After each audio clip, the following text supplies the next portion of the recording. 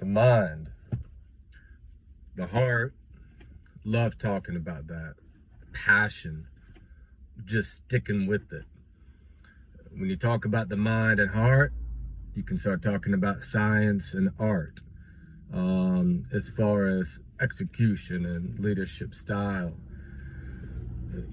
When you talk about the mind, we can all agree that, we can say the mind is a powerful thing. We can say the benefit of receiving the right information or positive information and what that does to your mind and the fuel that that provides, and how you begin to think. And then when you begin to think in your heart, the old passage says, as a man thinketh in his heart, so is he. Then you can start to tie the two together. Now, when we talk about the mind in this topic, we're not just stating the fact that it's powerful. We're already understanding that. We're not stating the fact of positive or right information. We're already assuming that. But the beautiful thing about the mind is, and sometimes this comes with life experiences, maybe age, time. But when we slow down enough to be curious and just to wonder about our thought patterns, to begin to examine a bit, okay, how does my mind personally work? That becomes a fascinating subject, because it's ongoing and it can change over time. So key things to think about might be, when do I feel weak in my mind? What things circumstantially are happening around me? What can I begin to identify? Examples could be lack of sleep. Maybe it's a certain relational quality that, maybe a feeling that you get. And then you can start to examine, how much am I driving my decisions and my actions and execution by feelings rather than a thought pattern that I want to have established in my life.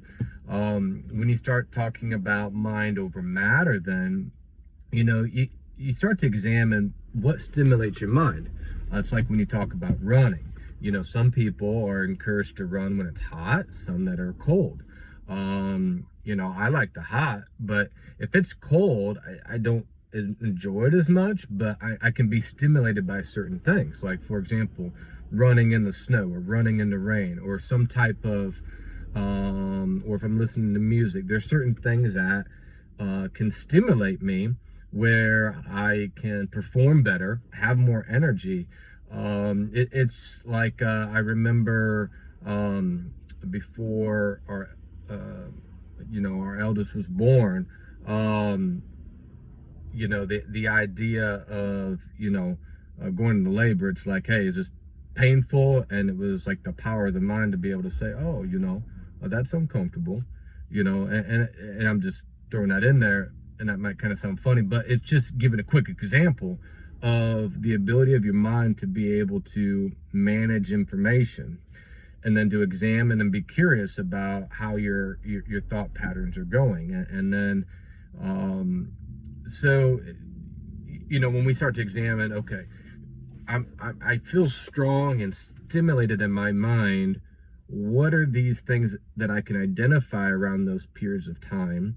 And what can I identify when I have more of a weakness in my mind or my thought pattern? And when we can slow down to be curious enough, and maybe not so judgmental of ourselves, but just more curious and wondering, like, why am I feeling these things? Why am I thinking in this pattern, etc.? That's a powerful ongoing feature and very therapeutic for a leader, for an individual. And here's the thing. When we're talking about the mind, there's a fact that supersedes that, and that is just plain truth. So, it's powerful if you can think of a quality and embrace it and absorb it. You can walk in that confidence. The challenging thing can be when we don't feel that way in our thought patterns. We're not feeling it. It feels forced. We're trying to make ourselves think, and we're getting exhausted by that, by thinking in a certain positive thought pattern. It can be very defeating because that's when you can easily deceive your own self. And so while we got to be true to our conscience, we also have to be true to a greater word and a greater truth. It's like, looking off into the future and envisioning the person that you want to be, and understanding that that's the internal motivation, that's the joy of the journey, is to kind of work on these processes. So I know that's a little bit different places here, but just the key thing is just it's like a icebreaker here. It's just trying to establish some thought lines for us, some thought patterns, some curiosities about how our own mind works. So again, no matter where you're at in your thought pattern, most of us, probably everybody, that's going to rotate. It's going to be a little bit of a roller coaster. Sometimes we'll have a positive thought pattern, sometimes a little bit more in the dumps, sometimes we're feeling mundane. But when we can start to at least be curious and wonder about our thought patterns, that's when we have the power to be in control of our mind, so to speak, and almost lead ourselves, if you will.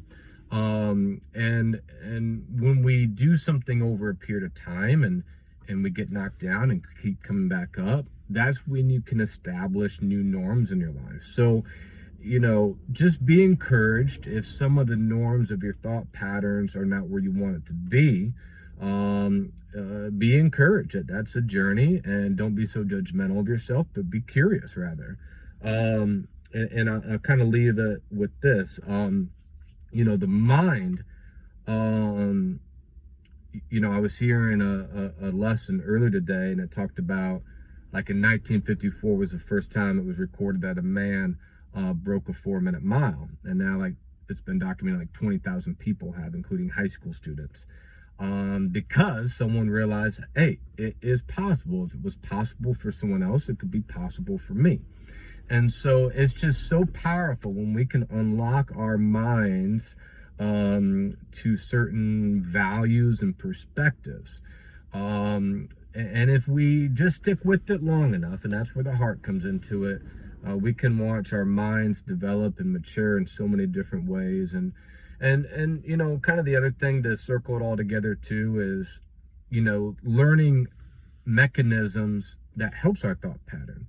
Because if we start to understand, a certain weakness in our mental track, then we can be proactive to say, okay, here's my behaviors, here's what's real, here's what I need to focus on, here's what I need to address, not address. And that's all just not only helping us live more peaceful lives within ourselves, but also helping our leadership and helping those who are coming along with us too. So just remain curious, remain inquisitive, and the MLS believes in you. Enjoy this fall day.